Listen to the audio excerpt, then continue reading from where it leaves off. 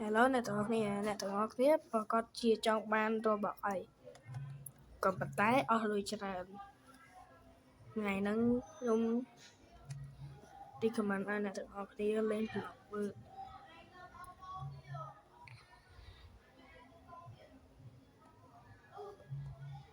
របៀបយករ៉ូបលីងច្រើន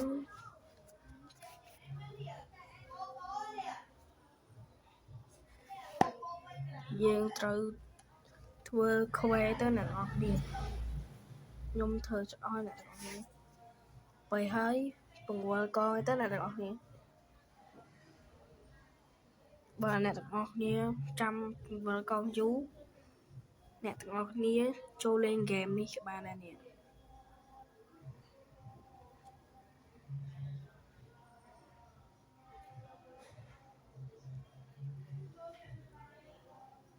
slow ពេកអ្នកទាំងអស់គ្នា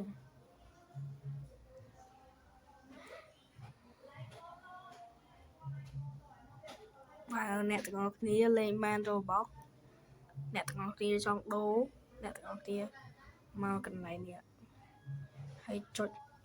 តាមខ្ញុំមកចុច Roblox មកគេបញ្ជាក់យើងហើយអ្នកទាំងអស់គ្នា100 Roblox ស្មើនឹង1 Roblox អញ្ចឹងបាក់ធ្វើមែនតើអ្នកទាំងអស់គ្នាខ្ញុំមានវិធីរក Roblox បានច្រើនគឺធ្វើវីដេអូអ្នកទាំងអស់គ្នា